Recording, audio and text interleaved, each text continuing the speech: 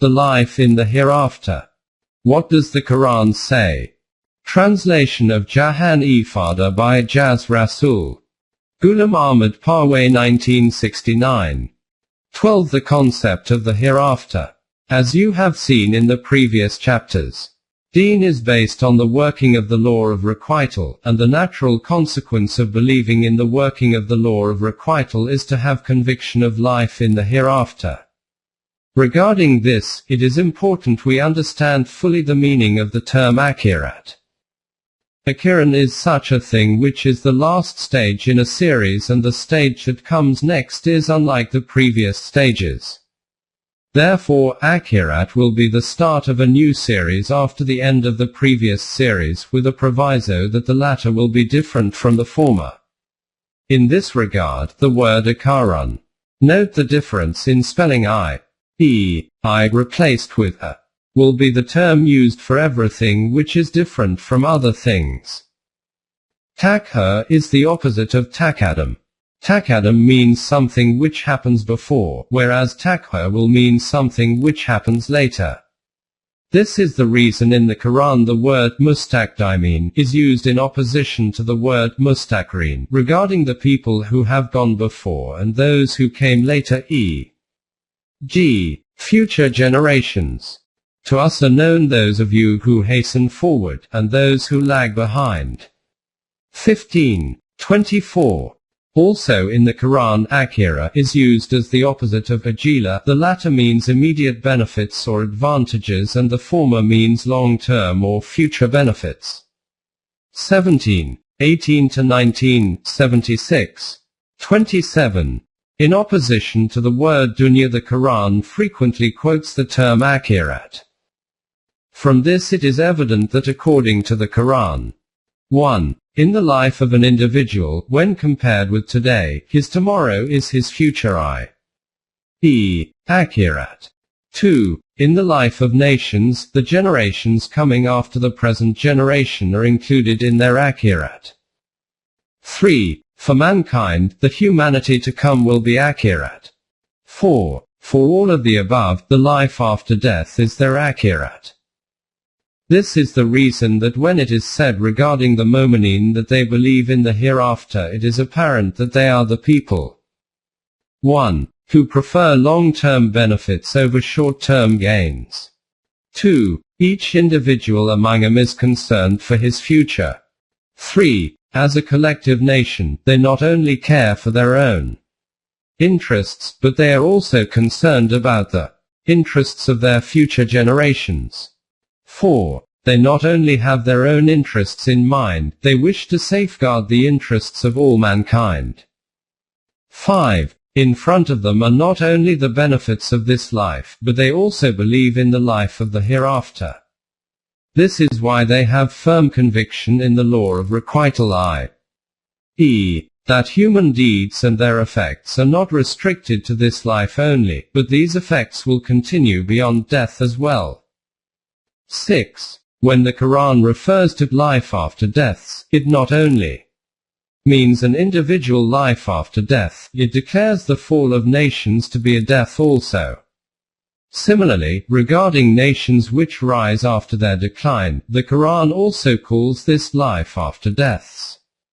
The Quran also calls those people dead who do not make use of their intellect and reasoning.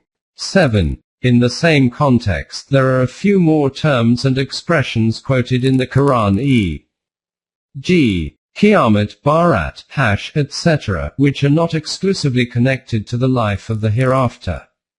They are also applicable to this life as well. These will be discussed later. I will add here that in the Quran, when the word akhirat is used, it will not only refer to the life in the hereafter. We will have to deduce from the above as to which meaning applies within the context of the verses.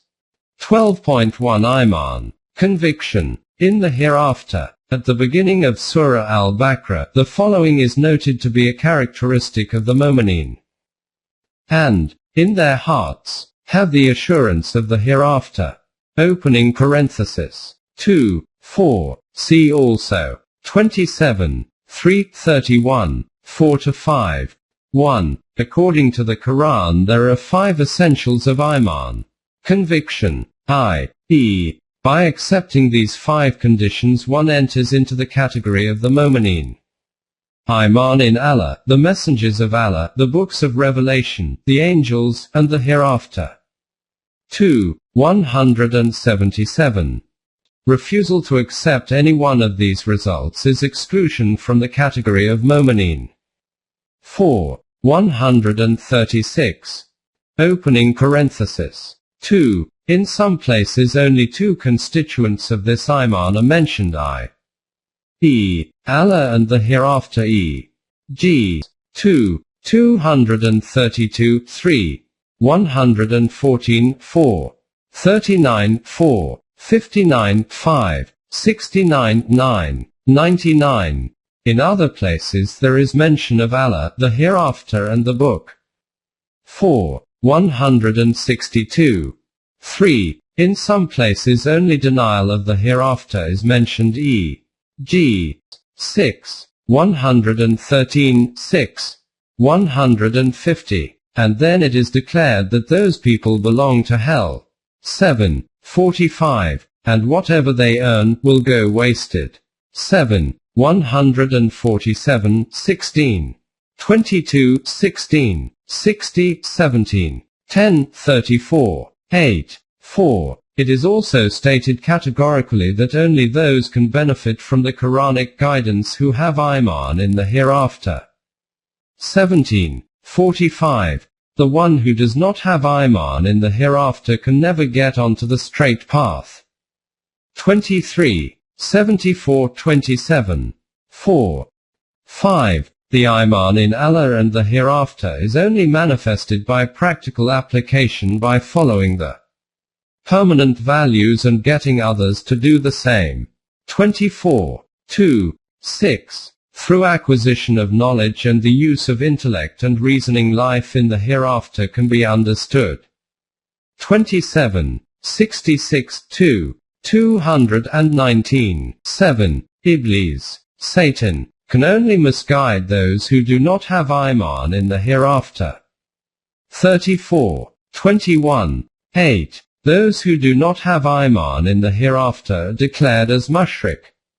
41. 6 to 7, 53.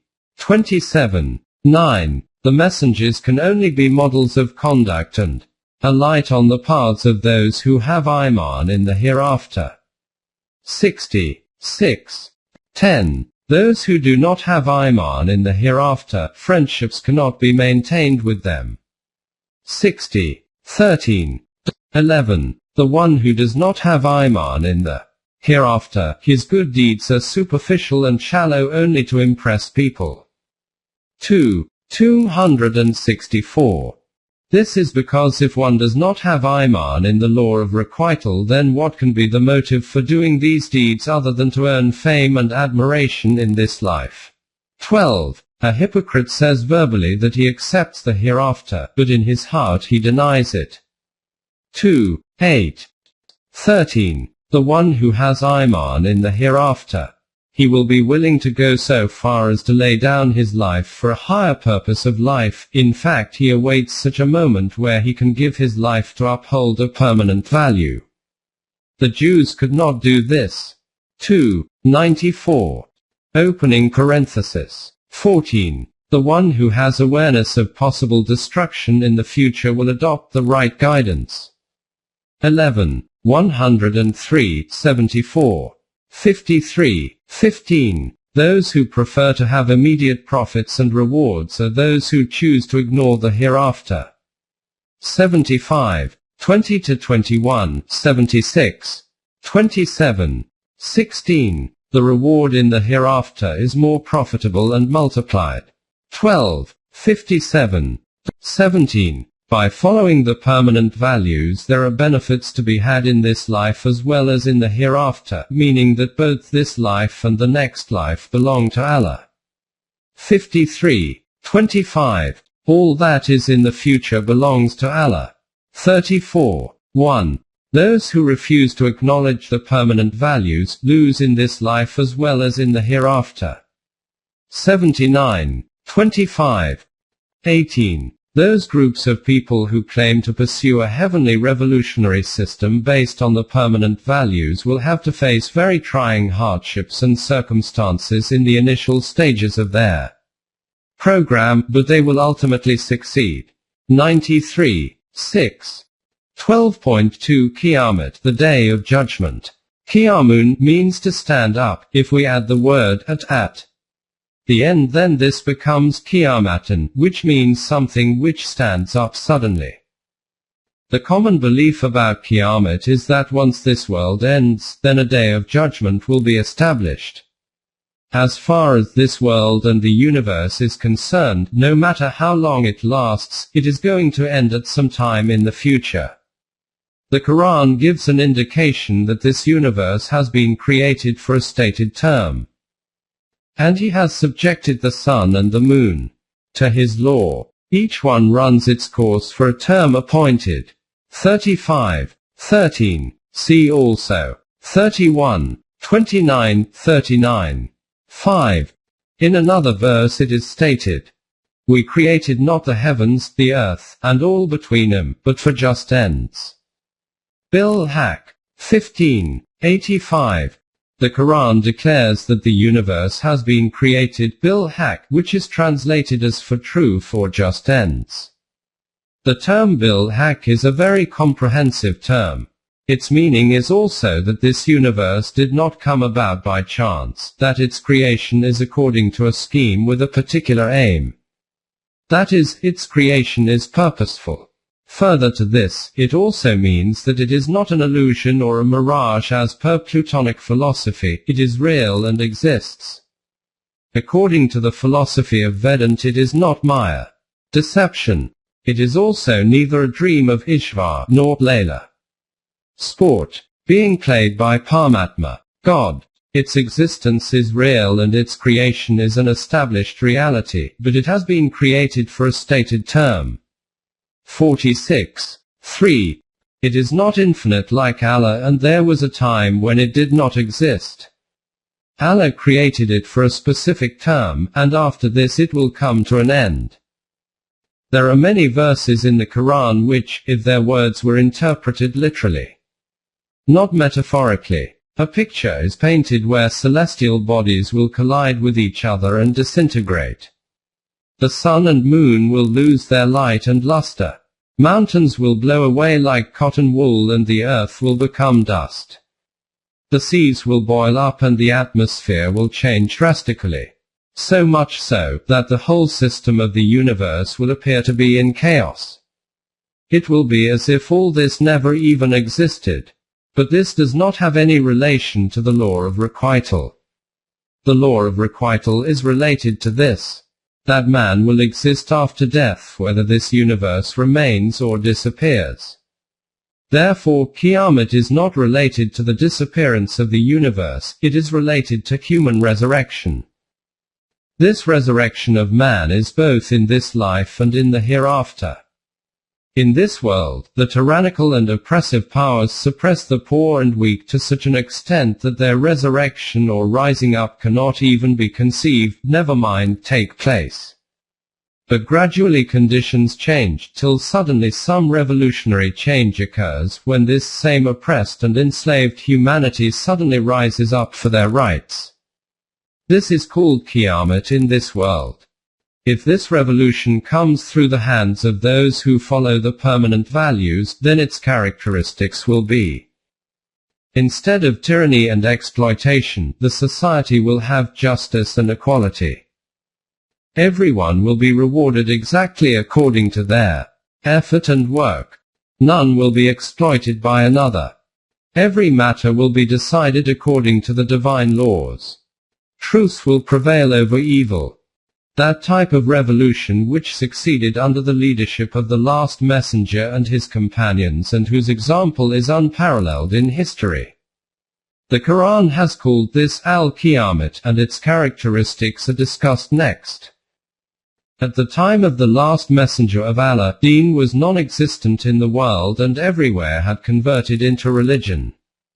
A result of this was that the followers of all religions claimed that they each had divine revelation in its real form. But their teachings differed from each other, and as a consequence they had mutual differences, since they did not have any external standard or criteria which could differentiate between truth and evil and remove the differences. This led to their mutual conflicts and wars. The Quran declared that through this revolution a criterion will be revealed which will make it clear as to which teaching is from Allah and which is fabricated by human hands. This way differences will disappear among mankind. As a result, when followers of different religions, Judaism, Christianity, Zoroastrians, etc., accepted Islam as revealed in the Quran, their differences disappeared. Wherever in the Quran it is stated that on Yawm al-Qiyamah the differences will disappear, this is what is referred to in the Arabic language, and in the Quran, Yawm does not mean a day only, it also means any time period, e.g., a term, a period, era, etc. In this regard, Yawm al-Qiyamah means that revolutionary era which was established according to the Quran. In this era, the differences between the followers of these religions disappeared once they accepted Islam. If, in these verses we say, Yawm al-Qiyamah is after death, then what will be gained by removing these differences? In Surah Al-Baqarah it is quoted that the Jews say about the Christians that they don't have the true deen, and the same is claimed by the Christians against the Jews. Both claim to have books from Allah, and these books are different from each other. Under the circumstances, there is no possibility of the disappearance of these differences. The Quran states, the Jews say, the Christians have naught to stand upon, and the Christians say, the Jews have naught to stand upon, yet they study the same book. Like unto their word is what those say who know not. But Allah will judge between them in their differences on the day of judgment. 2. 113. During this revolutionary era, Allah will decide regarding the differences, i.e., the Quran will tell them regarding the correct teaching of Allah. In Surah Al-Imran, it is noted regarding the end of the Messenger Isa, Jesus, there is a strong difference between the Jews and the Christians. During the revolutionary era, Al-Qiyamah, the Christians will dominate the Jews, but after that the Quran states, I will make those who follow you superior to those who reject Iman, to the day of judgment. Yawm al-Qiyamah. Then you will all return to me and I will judge between you of the matters wherein you dispute. 3. 55. If these people turn towards Allah, then there will be a resolution of the differences. In Surah Nisa, regarding the hypocrites, it says that in the war between the opponents and the Mu'mineen, the mark of these hypocrites is that they keep waiting to see who is going to win. Then when the Mu'mineen are victorious, the hypocrites rush forward and declare, we were with you all along. The Quran declares, these are the ones who wait and watch about you. If you do gain a victory from Allah, they say, were we not with you? But if the unbelievers gain a success, they say to them, did we not gain an advantage over you, and did we not guard you from the Mu'mineen? But Allah will judge betwixt you on the day of judgment. Al-Qiyamah. 4. 141. The Quran states, wait a while and let this revolution be established, then the hypocrites will be exposed and all matters will be decided.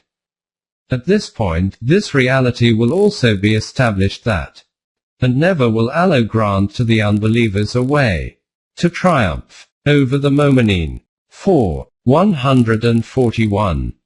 Between the followers of the various religions, and among the followers of a religion, umpteen differences had arisen. Regarding these differences, the Quran declares, it was after knowledge had been granted to them, that they fell into schisms. Verily Allah will judge between them as to the schisms amongst them, on the day of judgment.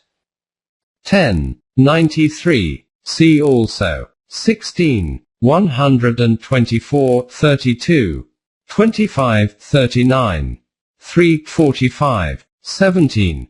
Regarding various nations, their state is also that they invade others, and yet each one claims to be on the true path. At that time there was no external criteria to decide what was the true path. But now with Yawm al-Qiyamah, these matters will be made clear. Nor take your oaths to practice deception between yourselves, lest one party should be more numerous than another. For Allah will test you by this.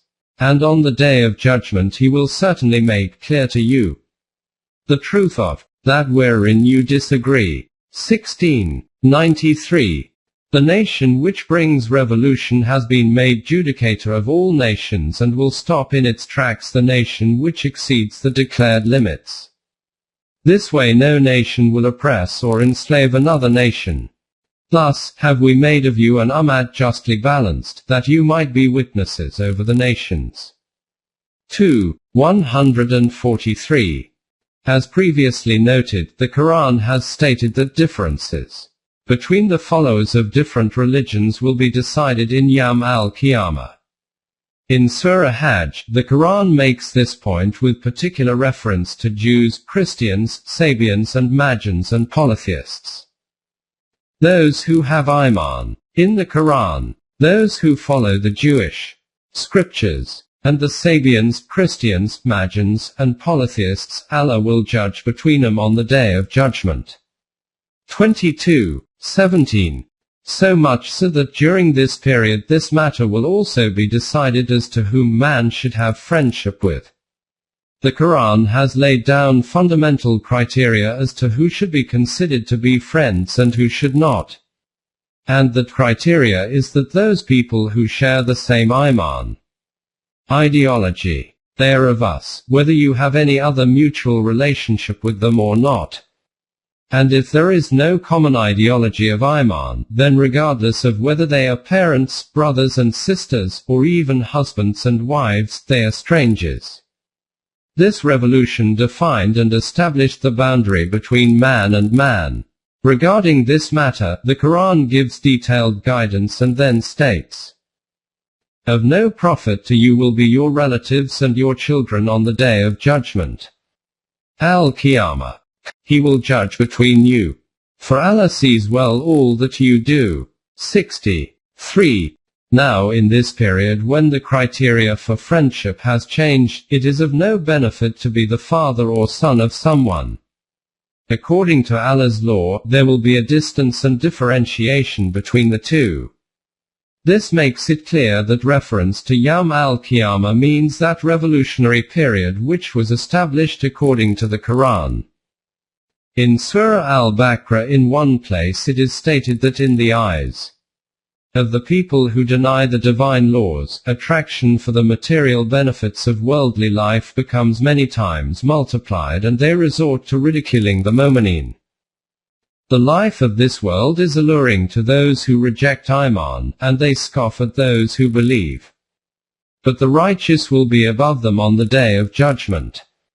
Al-Qiyamah. For Allah bestows His abundance without measure as per His law. 212. People who observe the divine laws will be superior on Yawm al-Qiyamah.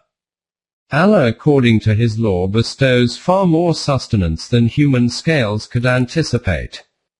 Undoubtedly after death, however, the righteous will be loftier in the hereafter than those who deny the divine laws. But it appears in the above verse that this superiority is related to this life. Therefore, this Yawm al-Qiyamah refers to that period in which this revolution was about to happen. There are other verses in the Quran where it appears that Yawm al-Qiyamah means that revolution when one group rises up all of a sudden to topple an unjust system. In Surah Tatfif, this revolution is called Yawm-e-Azim and is explained as the day when all mankind will stand for the Rabb of the worlds. 83:6. This is that day or period when mankind will rise up to establish Allah's universal system of sustenance.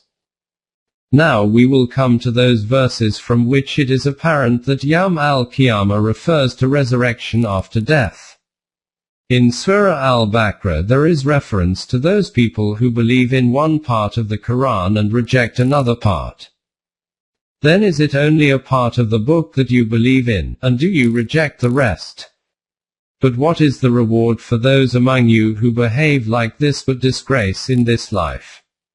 And on the day of judgment, al-Qiyamah, they shall be consigned to the most grievous penalty. 285. Here the word Qiyamah is used in contrast to Hayat al-Dunya or Dunya.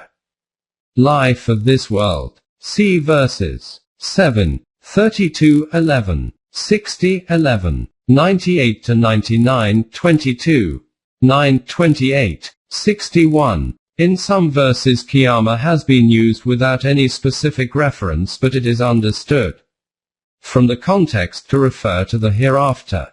For example, 1. On the day of Qiyamah Allah will not speak to them, and neither will they get sustenance, for them is a severe penalty. 2. 174, 3. 76. 2. On the day of judgment, those who are dishonest will have the dishonesty exposed, and everyone will get full recompense for the deeds, and none will be treated unjustly. 3. 161. 3. The prayers of Mu'mineen do not humiliate us on the day of judgment. 3. 194. 4. On the day of judgment, the messenger Isa, Jesus, will give evidence against his people that they invented beliefs which he did not give them. 4. 159. 5. It will not be possible to avoid the penalty on the day of judgment by giving wealth and riches in exchange. 5. 36. 6. Allah will gather you all up together on the day of judgment. Details will be provided under hash in the next section. 6. 12, 45, 26. See also 17, 97. 7. The people who invent lies and then attribute these to Allah, what do they think regarding the day of judgment? 10. 60. Here the day of judgment means the law of requital. 8. The people who misguide others will on the day of judgment carry not only the burden of their own crimes, but also the burdens of those whom they misguided. 16. 25, 29. 13. 9. In Surah Nahl, after discussing the destruction of previous nations, it is said that on the day of judgment, they will be humiliated and disgraced. 16. 26 to 27. 10. At this time every individual is carrying the record of his deeds like a scroll wrapped up and hanging round his neck. On the day of judgment this will be opened up and shown to him. 17. 13 to 14. This could mean these results may manifest here in this life or later in the hereafter. 11. Those people whose deeds are wasted, for them on the day of judgment the scales of balance will not be raised. 18. 105. This can also mean the time when the deeds manifest themselves, wherever that is, in this life or in the hereafter. 12. In Surah Maryam it is noted, and every one of them will come to him singly on the day of judgment. Opening parenthesis. 19. 95. This verse points to a great reality and will be dealt with in more detail later. At this point it is enough to say that it can mean that on the day of judgment man will be alone, and none of his earthly relations, i.e., his wife, children, relatives, friends, even those who could give him security, none of them will be with him. He will be alone in the divine court. It will also mean that those things which man called mine will all remain in this world, and be left behind, e.g., my wealth, children, body, even life, and only the human personality or self will go forward. The next life only deals with the human self, known as I, and not with mine. Mine includes all additional things. The personal thing which a human has, is only the I, and this is what is going to proceed to the next life. 13. On the day of judgment, criminals will be present with the burdens of their crimes.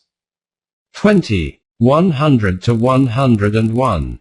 And to weigh their crimes the balances of justice will be raised up and none will be treated unjustly. Every iota of a human deed will manifest itself. 21. 47. 14. Though social crimes can be punished in this life according to the prevalent system of justice in a nation-state, this however cannot avert the punishment of the hereafter to come for these crimes. This is because the commission of deeds which are against the law has effects on the human self which cannot be removed by worldly punishment. They will be faced with the outcome of this on the day of judgment, and that punishment will be far greater than the punishment in this life. 25. 69. 15. On the day of judgment man's friends will become his enemies. 29. 25. 16. The loss is theirs, who when the deeds manifest themselves on the day of judgment, will see what great damage they did both to themselves and to others that they dealt with. There can be no greater loss than this. 39. 15, 42, 45. 17. Protection from the destructive consequences of wrong deeds can be availed through following the divine laws. Those people who try to seek protection by means other than this, their efforts will not be successful. 39. 24. 18. The humiliation of the day of judgment will darken their faces. 39. 60. 19. Those who are in peace on the day of judgment, nothing can compare to this state. 41. 40. 20. On the day of judgment all of man's secrets will be exposed. 58. 7. 21. In Surah Al-Qiyamah, the day of judgment is referred to as an evidence and in reply to the question as to when the day of judgment will come. The details given in the Quran may refer to some physical changes taking place in the universe. These references can also be with regard to the revolution which occurred after the emergence of Islam in Arabia and Persia, and could also be a reference to the day of judgment after death. 75. 1 to 15. 22. In Surah Zumar it is stated, on the day of judgment the whole of the earth will be but his handful, and the heavens will be rolled up in his right hand. 39. 67. If we take the literal meaning of this verse, then this could be a reference to some great change in the physical universe. However, if we take the metaphorical meaning, it will mean that in this heavenly revolution which will take place through the hands of Momineen, that politics of the world and religion will disappear and earthly affairs related to human economic life and heavenly values will become one, and be under the control of one center. 23. In Surah Bani Israel it is stated, there is not a population but we shall destroy it before the day of judgment. Yawm al-Qiyamah, or punish it with a dreadful penalty. That is written in the Book of Laws. 17. 58. The common view of this verse as noted before, is that before the day of judgment the universe will come to an end. However, another view is that it means that it is Allah's immutable law, that whichever nation adopts a wrong system, it is either destroyed completely or suffers such a decline that it cannot rise up again. In this verse, Yawm al-Qiyamah means that revolution which has been referred to previously. It is also possible that the revolution referred to here is the one which took place through the Momineen in Arabia at the time of the last messenger, in which the opposing nations were either destroyed or made ineffective, and subsequently replaced by the Islamic system. We often use the phrase, you cannot win till even the day of judgment, meaning it is either impossible to win or not likely for a long time. In the Quran this term Qiyamah has also been used in this context. For example, in Surah Al-Imran, Allah has addressed the Messenger Isa. Jesus, I will make those who follow you superior to those who reject Iman, to the day of judgment. 3:55. Historically, Christian superiority and control over the Jews is an established fact. However, it cannot be said that this superiority will remain forever, so here the reference to the Day of Judgment could simply mean a very long time. In Surah Maida it is said about the various sects of Christianity that their mutual rivalry will continue till the Day of Judgment. 5:14. The same is said about the Jews as well. 5-64. In Surah Qasas, it is stated that if Allah turns day into night and keeps everything dark till the Day of Judgment, then who can remove this darkness and bring out the sunshine? 28:71. It is clear that the Day of Judgment here means forever. In Surah Ahqaf the Quran states that people who ask for help from false deities, the dead, they will not answer them till the Day of Judgment. 46:51. In Surah Qam it says regarding the evildoers, have these people got a written decree from us that all their decisions will be accepted? 68:39. Here it also means forever. In some verses the Quran has used Yawm al-Ba'ath in place of Yawm al-Qiyamah. This will be discussed later. 12.3 Assembling people. This is also a comprehensive term of the Quran like Akhirat, Sa'at, Qiyamat and Ba'ath. Its basic meaning is to assemble people and lead them in some direction. In this context, this term is also applicable to armies in a battle or prisoners of war. Ma'asha is the place where such an assembly takes place. In Surah Naml the army of Solomon is mentioned. And before Solomon were marshaled his hosts. 27:17. During the first clash between Muslims and Jews, as a consequence of which the latter were forced to leave Medina, the Quran called this the first 59:2. In Surah Al-Imran, in relation to the Battle of Badr it is declared, say to those who reject truth, soon will you be vanquished and gathered together to hell, an evil bed indeed to lie on. 3:11. After this, the meeting in the battlefield between the two armies, that of the Mu'mineen and their opponents, is mentioned. The word is used in reference to the opponents who were taken as prisoners of war and gathered together to be taken away after their defeat. In the Quran this term is also used for the appearance of results in the hereafter as well. Two fundamental points need to be explained and understood here. 1. As has been discussed previously. Chapter 5, going to Allah, does not mean that he lives at some place and that after death man will go to that place to meet him. Allah is free from the constraints of time and space and therefore the question of going to him does not arise. This actually means that the results of our deeds will show up as per the law of requital whether in this life or in the hereafter. 2. In order to help us understand, the Quran sometimes presents a court scene e.g. there is a court where a defendant, claimant, police, witnesses etc. are present. The case and evidence is presented. The record is brought forward. The list of charges is read out and the defendant is given a chance to defend himself.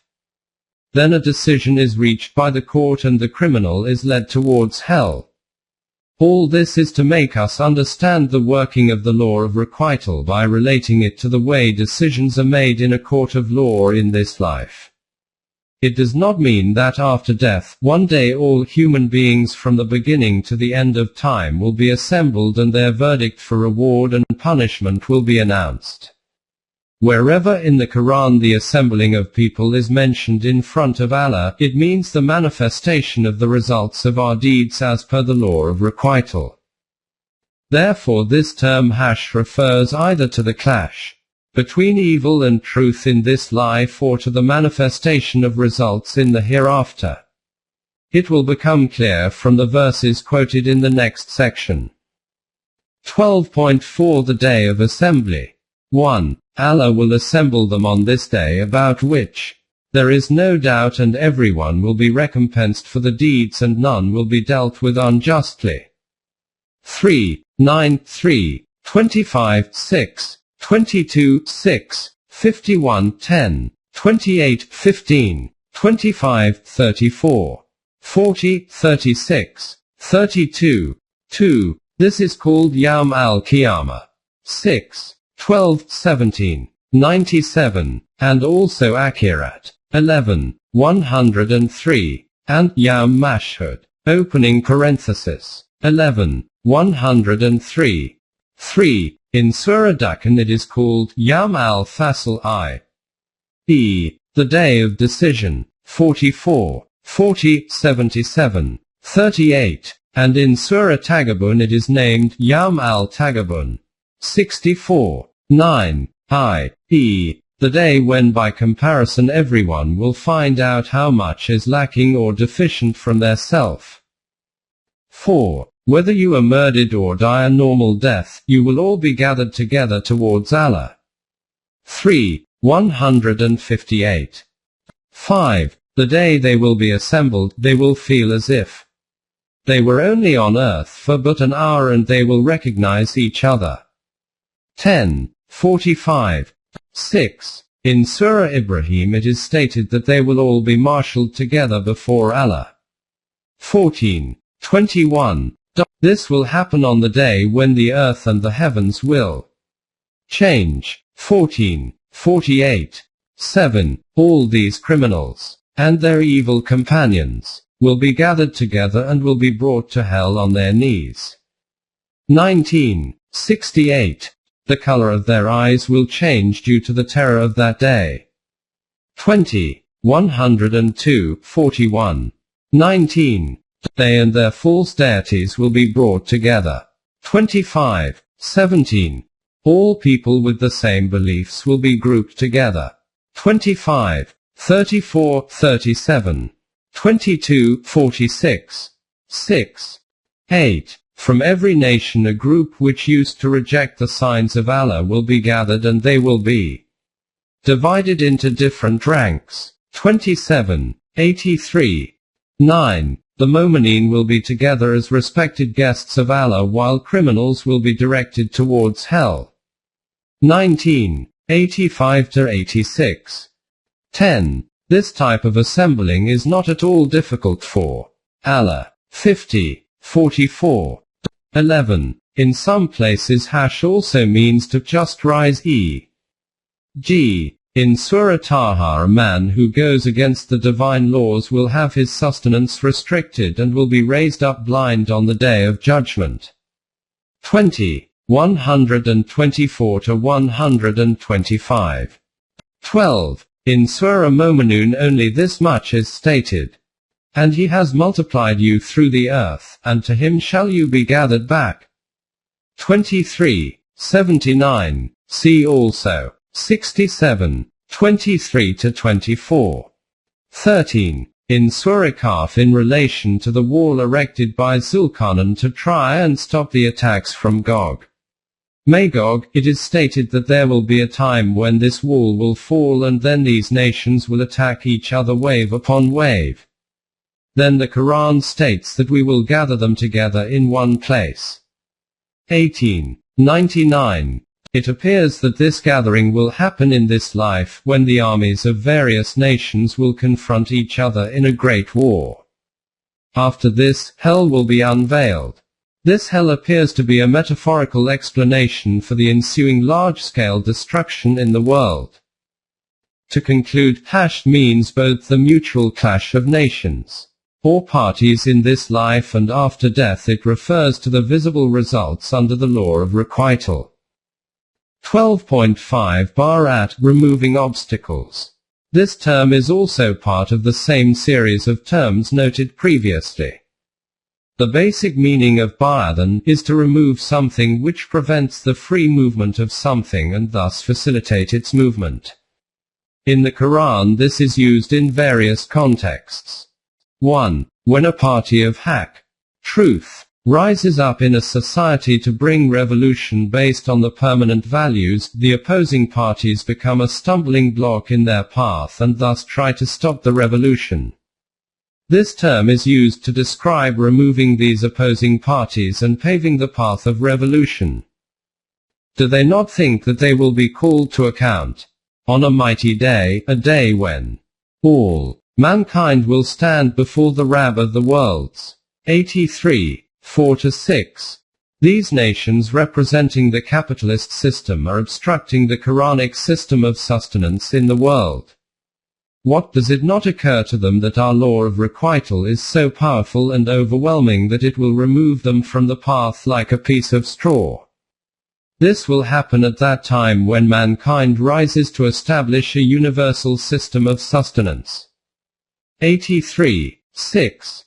2. This term is also used regarding nations which rise up and resurrect themselves and gain a new life, nations which are stagnant for some time and rise up again after removing their impediments and obstacles. In Surah Al-Baqarah, regarding Bani Israel in Babylon, the Quran says that after remaining dead for 100 years they were resurrected and given a fresh life.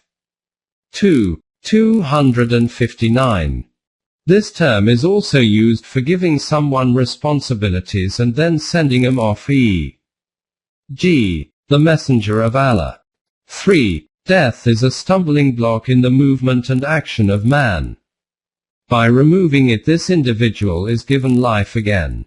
How one gets this new life will be discussed later at its proper place. At this moment all I want to explain is that for this also the term Ba'ath is used. Yawm al-Qiyamah is also called Yawm al-Ba'ath or Yawm Yabathan. This is referred to in many places in the Quran, and at every place it can be understood in the context in which it is used. Some examples are: in Surah An'am it is stated that Allah will definitely give life to the dead. 6:36. Kafir, people who do not believe in the law of requital, claim that there is no possibility of any resurrection after death. 11:7. They swear over and over again that the one who has died can never be resurrected. Allah says this is wrong. He has promised that it is a reality and his promises are true. The promise of Allah is called divine law. 16:38. So this will of a surety take place. They are told logically how it is possible. 22:5. Allah will certainly give life to those who are in the graves. 22:7. Their objection was that once our bodies decompose and are dust, how can we get a new life? 17:98-23. 37. What? Will we rise up as a new creation? In reply, the Quran says that your creation and resurrection is like one individual creation and recreation. 31:28. This process of getting another life is called Yawm al-Ba'ath. 30:56. It is also called Yawm al-Din, i.e., the time for the manifestation of the results of human deeds. 38:78-79, 15. 36-38. And Yawm al-Qiyamah. 17:62-23. 16. And Yawm al-Kharuj. 50:42. In other words, the day when they will all rise, and will be told about the deeds in this life. 58:6. 58:18. No one has any knowledge as to when they will be raised. 27:65. Neither do the dead have any connection with this life, as there is a screen behind them once they die and leave this life. 23:100. The messenger Isa, Jesus, said that I have protection from the day I was born and the day I will die and the day I will be resurrected and get a new life. 19:33. The messenger Ibrahim prayed that when I get a new life, I don't wish to be humiliated. 26:87. In the Quran there is an event discussed in detail about the people of the cave. These were believers who in the initial days of their struggle, when they saw that they could not fight against the oppressive powers, escaped to a cave to hide and prepare themselves by building up their strength. When they saw that the conditions outside had become favorable, they emerged. The Quran has called this as a resurrection as well. 18:19. The word is also used in connection with awakening in the morning after sleeping during the night. 6:60. 12.6 Nofika saw, blowing the trumpet or getting new life. This term has been referred to in the Quran in the context of the hereafter. The word saw has two meanings. 1. In olden times a bugle was blown to announce the commencement of battle, and this was called saw. When this term is used in relation to events in this world, then this means the start of conflict between the forces of truth and evil. 2. The word surat means a figure or the outline of a thing. Its plural is tsoran. This means human figures or bodies. Nofika means to blow, and nofika saw means to blow fresh life into human beings. Metaphorically, when applied to enslaved and deprived nations, this means giving them fresh life. When the dead are given life, this is termed as nofika saw. By reading the verses in the Quran in which nofika saw is mentioned, by reflection and reasoning one can understand the context. For example, in the case of Gog-Magog as mentioned previously, this term nofika saw is used. 18:99. This will be the bugle blown at the start of a world war among the nations. Further examples are as follows. In Surah An'am it is stated, His word is the truth. His will be the dominion the day the trumpet will be blown. 6:74. Control will revert to his authority, i.e., decisions will be according to his laws. In Surah Taha, the day when the trumpet will be sounded. That day we shall gather the sinful, blear-eyed, with terror. 20:102. In Surah Momin it is noted that when the trumpet will be blown all relationships will come to an end and no one will care about each other anymore. 23:101. In another verse it is stated that when the first trumpet will be blown then everyone in the universe will lose their senses due to fear. 27:87. Then the second one will be blown and everyone will rise up and will be looking around. 39:68. After the blowing of the trumpet, the dead will rise quickly and go towards Allah.